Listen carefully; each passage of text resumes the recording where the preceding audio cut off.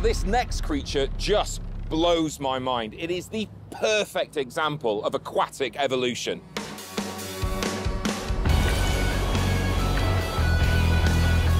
Meet the manta ray.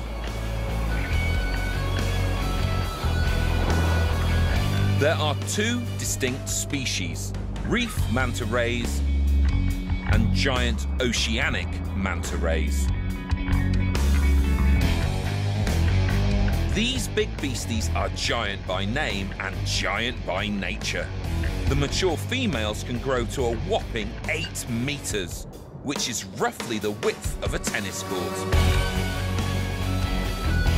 But the really distinctive thing about mantas is their body shape.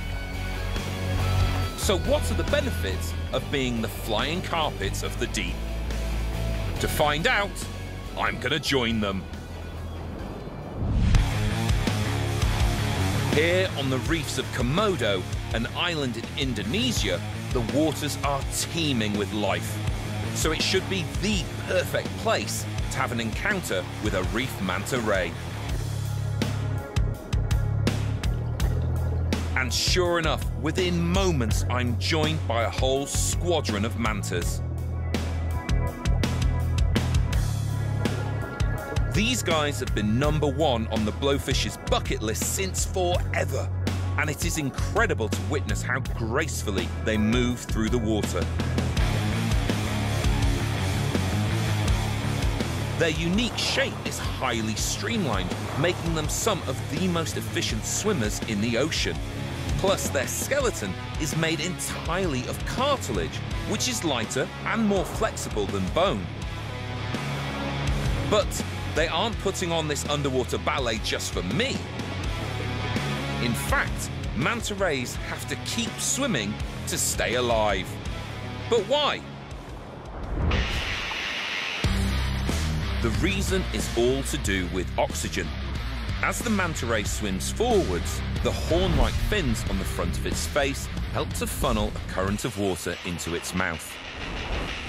Inside the mouth are 5 rows of gills. Each is packed full of blood vessels which absorb oxygen from the water into the ray's bloodstream. The water is then expelled through the slits on the underside of its body. So the only way the manta rays can stay alive is constantly swimming forwards to push new, oxygen-rich water over their gills. If they stop moving, they die. But finally seeing these gentle giants up close, it's clear this ceaseless swimming is a doddle for manta rays, thanks to the ingenious way their bodies have evolved. It's an experience I'll never forget.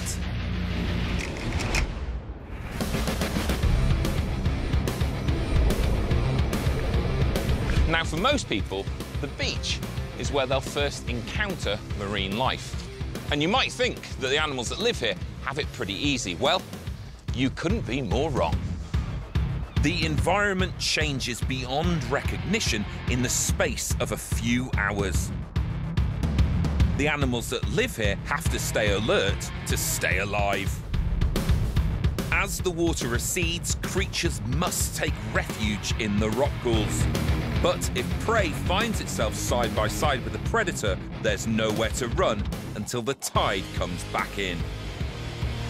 And the carnivores of the coastline are some of the meanest on the planet. I'm about to come face to face with a serial killer.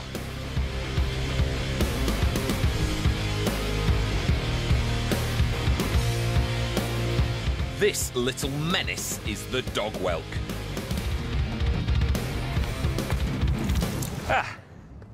And here he is, the scourge of the seashore.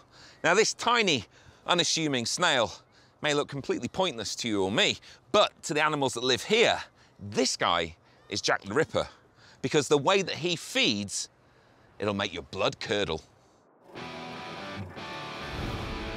But to investigate this coastal crime, we need to delve a little deeper. So while most snails are happy feeding on algae and bits of detritus, the dog whelk makes his meal out of other snails, as well as mussels, barnacles, and indeed anything that can't scurry away fast enough. But how do they do it? Well, when the dog whelk has sighted a potential victim, they'll crawl over to them and use a special patch of skin on their muscular foot to excrete acid and start to melt the shell, weakening its structure. And then the dog whelk deploys his secret weapon. Inside its mouth, it has a long ribbon of mineral-hardened, dagger-sharp teeth. It's called a radula. And the barbed radula is used to drill down through the acid-weakened shell. It's like having a circular saw for a tongue.